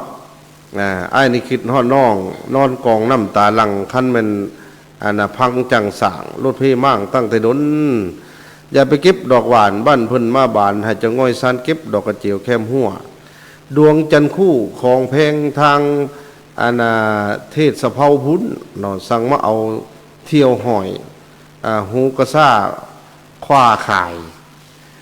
ตกว่าได้ลงลายม่วนว่าเป็นกระบุงให้เป็นกระตาคันว่าเป็นกระซ่าก็เป็นของใส่ป่าก็เอานะเนาะคันว่าเป็นกรเฮือก็ให้เป็นกรเล้าก็ยังใครแน่คันว่าเป็นอันใดแท้สิทุยลงให้อันนั้นอยู่ลกไก่คันบ่ได้แท้ๆสิย่อม่วนเขาใส่ไห้จะเป็นประเดก เนาะซาตาตกวันนี้สิขออยู่แผ่นดินทอมักบ้าแผ่นฟ้าทอกระด้งสิขอเมียนกระดูกดอมก็คือกันกับนกเจ้าแหละนกเจ้าหลังเรียบหลังแคมซะเห็นปลามาผัดอยากกินแดนดี้นกเต้นเต้มันตนลงกินก้อนนกเจ้าหลังเงียนหนาเบิ่งได้นี่ทั้งหลายเพิ่นเมาเหล้าเมาโซดาจนนี่เย็นเนาะอ้ายเดี๋ยวพันเมาน้ำแต่เจ้าปานเอาอูดกระเตนี่เจ้าผู้คิงกลมสวยมันสวยงามปานเซียนให้อ้ายเดดันดินกินเข่ากับบลงเห็นความงามเนาะลมกับบผัดมาเน่เจ้าผู้เพพื้นกว้างปูปลาปูมาให้อ้ายนั่งเดเนาะเป็นสังมาเห็ดอ่อนสอมเพลงไว้นั่งผู้เดียวบ่ลมผัดต้องใบไผ่ให้เหลียวแลลมผัดต้องใบเกให้เหลียวลำลมผัดต้องใบเผาให้ตาวมาได้เนาะขันว่าหน้าให้หลงประสงค์หาแต่กล้าอ่อนกล้าแก่มีบ่แพ้หน้าให้หลงผัดบ่ประสงค์บัดนี้เพราะว่าอันนั้นน้องสังปะอันนั้นพี่ไว้แกมมูกาน้องสังปะพี่ไว้กลางหน้าแกมมูแห้งสังมาปะไอ้ไว้กลางแก้งแค่สิกินได้ว่าซั่น ยันแต่ค่อยมักลีให้ปักตูสวนบ่อัดหี่หั่นแหล้วเนาะมีแต่แมงมีให้แนวอื่นนั่นผัดบ่หำเพิงเพราะว่าบัดนี้ย่านบัดนี้ย่านหยังสัจจะพวกยิ่งนี่ก็คือกวยกระตาห่างทิ่มใส่น้ำไปไหลเข้าสู่ตาสัจจะผู้ชายนี่ก็คือหินนักหมื่นทิ่มใส่น้ำจมปิ้งบ่ฟูได้ ทางสินเก่าอย่าได้กวดน้ำปกอย่าได้เที่ยวทางหกป่าดงเสือห้ายอย่าได้เรือเตะต้านโวพ่นเพื่อนว่าเป็นประโยชน์นี่พีห้ายสิเล่นต่ำเลยเนาะบอกไปให้เพราะว่าเจ็บขาบอกไปหน้าเพราะว่าเจ็บท้องบอกเข้าห้องผัดก้องแก้งปานลิงเพราะว่าบอกไปให้ผัดเจ็บขาบอกไปหน้าผัดเจ็บท้องบอกเอาน้องว่าเจ็บหัวบอกเอาผัวผัดมือใดเนาะเพราะว่าอีก ไว้ท่านยาสุติเถียนเว้าพักกระเดาคมคืนได้บาดว่าพ่อลาบค่อยมันสิได้โอหาปัจจงย่องว่าดีอย่าเฝ้าไล่เสียถิ่มพักกระโดนทวนเก่าบาดว่าได้ลาบก้อยยังสิได้เอาถึงได้เนาะตกว่าได้จับคันโซ่ลงหนองสะสาดสิฟาดให้แห้งเอาปลาต้มใส่ง่ายนี่แล้วตกว่าได้กำข้อแก้วบวางว่างให้เหล่าเฮียได้ตกว่าได้กำข้อกระทั่งบว่างให้เคี่ยขี้ตุ่มตกกระเทินว่าค่อยได้เจ้าเข้าอยู่เล่าบ่ให้ตักรัวเลยพื้นกับบ่ให้ไปตรงกว้างซาลี่เข่าห้องเดียวกับบ่ให้เกี่ยวสิให้คดอ้อมป้อมซ้อมถ่าแต่แต่งตู่เด้อเนาะตกกระเทินว่าได้ปั๊มสิน้ำฮ้อนมัดสุงาผ้าบานคอนบ่ปี้จำป้องสีบ่เศร้าเด้อแต่ว่าคันว่าได้กิน กะปิแล้วอย่าลืมคุณปลาแดกล่างเถื่อเฮาแตกหมุนมั่งยังสิได้สวยกินอันนี้เนาะเออคันว่าได้ขี่สร้างก็กั้งห่มเป็นพญาก็จะลืมเศร้าหน้าผู้ขี่ค่อยคนกล้าคันเอาไปทั้งหน้าให้หลังขึ้นเก่าคันมนุษย์ทุเท่าเศร้าทอดยาสูไปเนาะกันไว้ดีกว่าแก้ให้ไว้ดีกว่ารั่วเอาผัวเอาเมียดีกว่าอยู่เปียวว่าซั่นอันน่ะคันว่าสาวอื่นเป็นเข่าเขียวคือเท่ากับโบเกียวแล้วคันว่าน้องอันน่ะเป็นเข่าก้าเกมหยาก็สิคอยเล่มคันว่าเล่มบ่ได้สิหาแนวมาฮอนคันว่าฮอนบ่ได้สินอนกิ้งเกือกเอา นกเขาตู้ภาคคู่ก็ยังขันกาวาวอนภาคคนก็ยังห้องคันว่าน้องภาคอ้ายครอบเดียวผัดผู้อื่นสั่งคันผู้อื่นสั่งใกล้กับผู้อื่นสั่งไกลกับใครแน่เนาะได้มอบให้ได้ข้อมูลความสื่นความสนุกสนานสำราญจิตสำราญใจมอบให้มีรายการท่านผู้ฟังเบิดสุคนนี่แหละผู้ที่กำลังปฏิบัติหน้าที่เวียกงานเพื่อสั่งและครับเข้าสู่ครอบครัวเด้อบอกว่าอยู่ใกล้อยู่ไกลแหละตั้งแต่พงศาลีลุนทาบ่อแก้วอุดมไซลูกบางหัวพันเสียงของสยามบุรีเวียงจันทร์นครหลวงเวียงจันทร์บริคับไซขมวลสวรรณเขตสารวัตรเสกของจับประสักอัตตปือไซสมบูรณ์ทางพิกรมอบให้เมื่อแล้วทางพงศาลีเปรียบเหมือนสวรรค์สั่งวิมานด่านแดนผู้ดอยดินแดนวิรชนหักคอนพงพันเสื้องามลายผู้ฟ้าทะเลหลวงหมอกใหญ่เซินซิมปาผู้ฟ้าดื่มเหล่าเขียวเอวสถานที่เบื้องหินของประเพณีเอกลักษณ์เผาเสื้อเป็นของต้อนฐานผู้ชมทางพงศาลีทางงานเมืองบุญเหนือเมืองขวาพงศาลีเมืองใหม่เมืองสัมพันธ์ยอดอูบุญใต้เลยทางพงศาลีก็ได้เนาะทางหลวงน้ำทากับพี่แล้วหลวงน้ำทาเอกอ้างบรรหบใหญ่ลือซาเด่นลายเผาพงศาสมัคคีห่มเต่าเหล่าขาวสาวงามล่ำหน้าเมืองดอกบันป่ายางพระราชก้องบ่อให้พร้อมทรัพย์สินลือดินขีดการฆ่าโบตินเด่นงามทำงามเบียงผู้พาป่าสงวนน้ำหาวิมานมีงานบูชาไหวปางบุญพระธาตุใหญ่ใจกลางทักพระพืชอันสิ้นกว้างสู่จีนนะทั้งแขวงหลวงน้ำทาก็ดีทั้งบ่อแก้วกับพี่แล้วบ่อแก้วมีลำคาสมปาดอกยิ่งบานเทศกาลบดาเผาเที่ยวเมืองเก่าส่วนอาคมคำทำพระบาทดำยู่สาวยวนส่วนไหวพระธาตุพาคำห่วมทำบุญวัดจอมเขามุนีหลักเพื่อหันแน่นความสมัคคีเลยทั้งแขวงบ่อแก้วก็ดีทั้งอุดมไซผัดพี่แล้วมาเที่ยวอุดมไซใจกลางภาคเหนือดินแดนภูเขาทะเลหมอกดอกไม้ป่างามเนาะดอกไม้ป่าบานงามส้มถ่ำของอ้อมแล้วก็ตาดน้ำกัดดื่มน้ำซาธรรมศาสตร์พันปีขี่เฮือท่องเที่ยวแล้วน้ำคลองห่วมฉลองวัฒนธรรมส้นเผาไหวพระเจ้าสิงคำองค์ศักดิ์สิทธิ์สมหพิพิธภัณฑ์ประวัติศาสตร์ขึ้นผู้ธาตุสมทิวทัศน์เมืองไซไหวพระเจ้าใหญ่ประธานพรในทางแขวงอุดมไซเนาะทั้งหลวงพระบางดินเด่นอริยธรรมวัฒนธรรมเอกอ้างองค์พระบางลือซื่อลำลือเรื่องมารยาทธรรมชาตินาเที่ยวชม